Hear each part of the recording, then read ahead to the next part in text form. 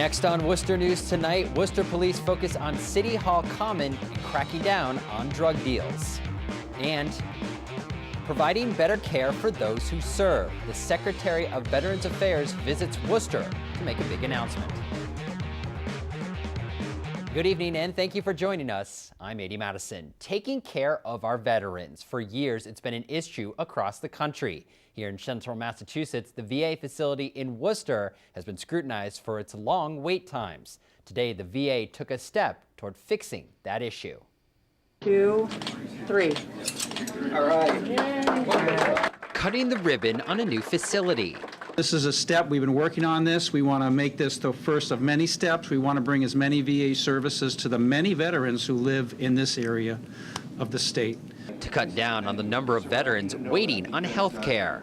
Today, UMass Medical School, along with the VA, announced a new facility to help veterans. VA Secretary Robert McDonald toured the new facilities after spending part of his day at UMass Memorial. We've got to increase access to care. Increasing access to care means hiring more doctors, more nurses. That's why I was talking at the medical school to recruit them. It also means providing more space. We've provided over 2 million square feet of more space within the last year or so, a year and a half. The new facility here in Worcester will provide podiatry, optometry, and audiology services. For the 150,000 veterans here in central Massachusetts, the goal is to give them the care they need so they don't have to travel outside the state. It must be very disappointing for veterans to have to drive right by our beautiful campus to go to some other facility for care. And through the partnership that we're in the process of developing with the VA, now that's going to be possible closer to home. This is not the end. I hope this is the beginning of a collaboration. The plan is for the 15,000 square foot annex to open in the next 2 months. There are also plans to provide additional services to veterans on UMass Memorial's campus this summer.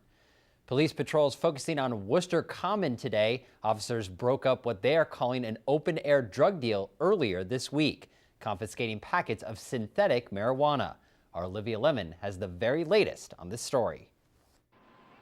The Worcester Common is open for business, but the city is sending a clear message: illegal activity is not welcome. This is exactly what we want. We want folks to know that we're serious about enforcing the drug laws here in the city of Worcester. City Manager Edward Augustus asked police to declare the Common a tactical response area after hearing complaints from businesses about drug dealing as well as his own observations.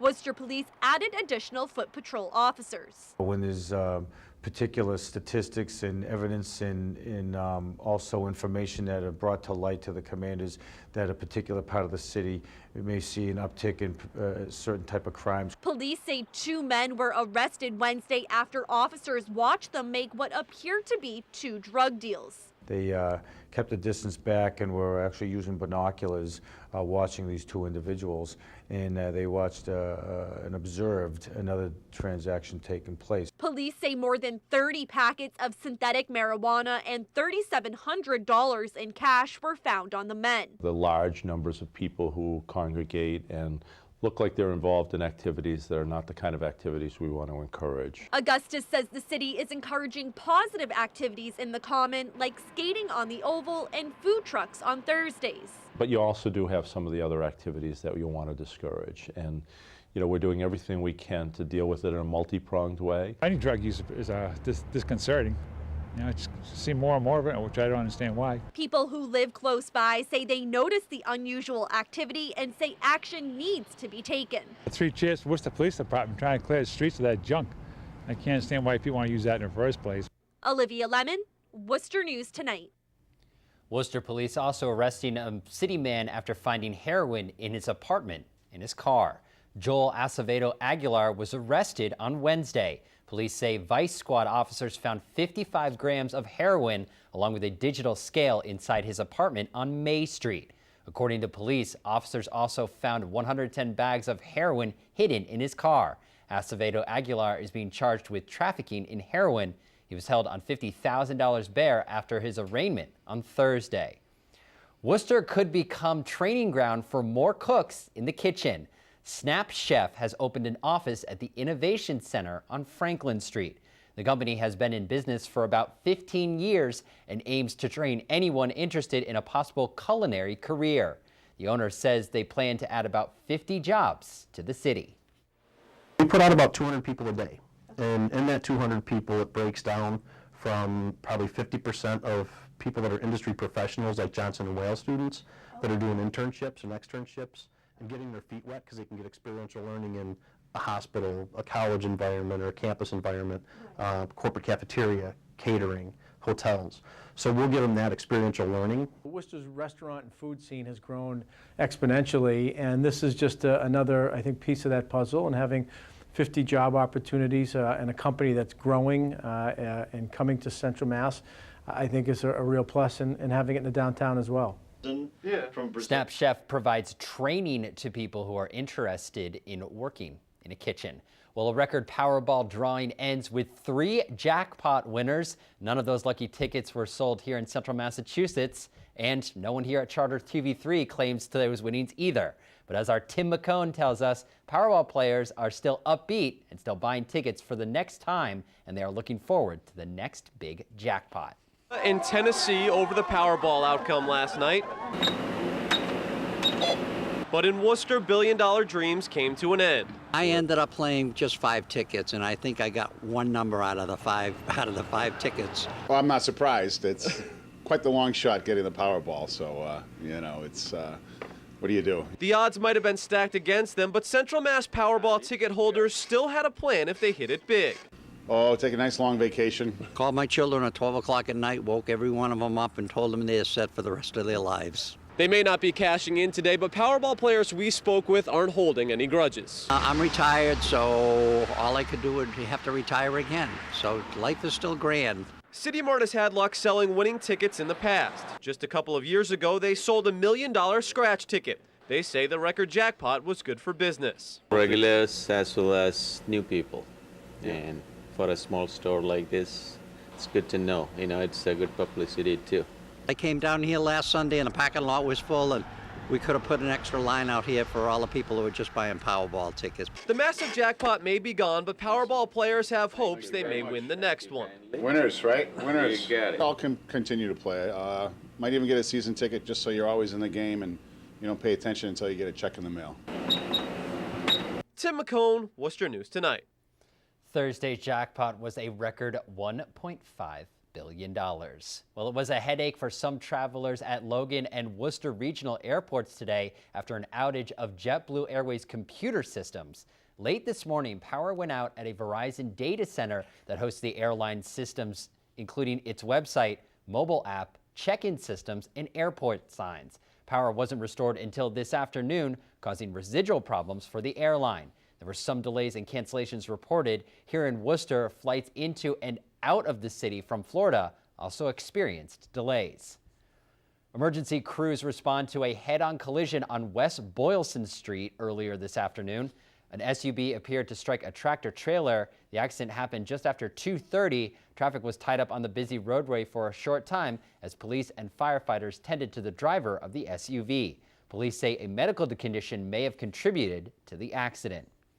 City Councilor Sarai Rivera says she will be working with Massachusetts communities who have already raised the legal age to buy tobacco products.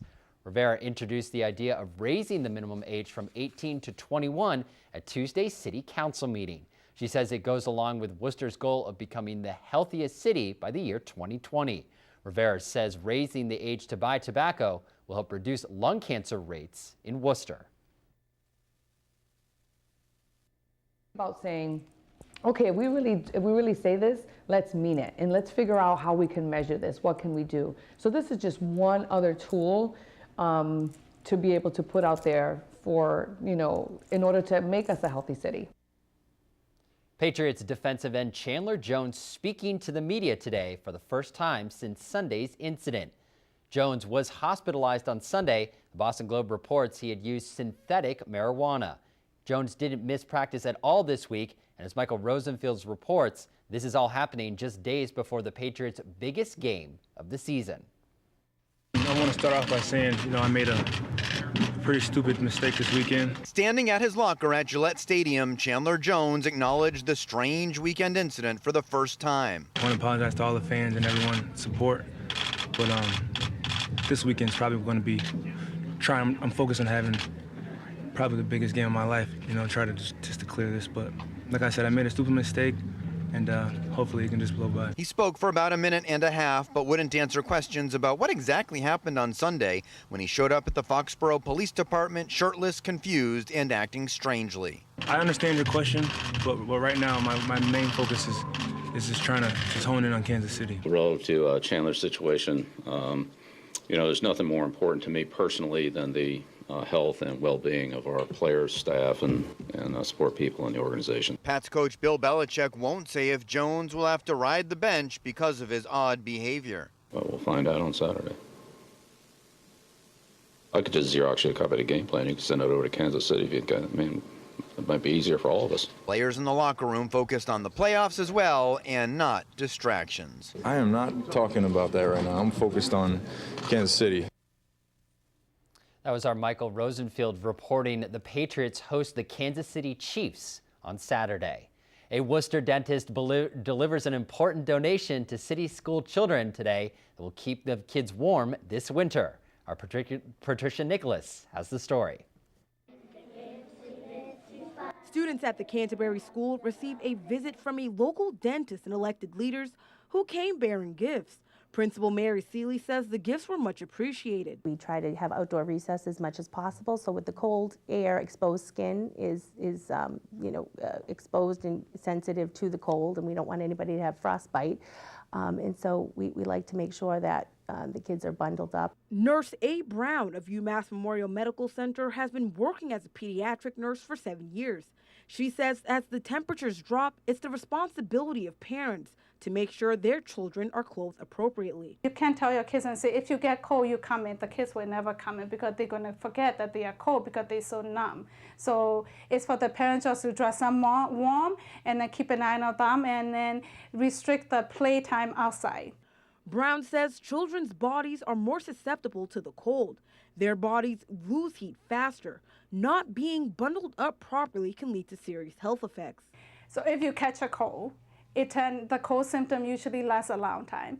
And then if you don't treat it, then they usually turn into pneumonia. And we don't want kids to get pneumonia. The children at the Canterbury School were taught what could happen if they don't stay warm. If you don't have mittens or gloves, what happens to your hands? What happens to your hands? Many say they can't wait to use their new gloves. I'm gonna build a snowman. These are really comfortable.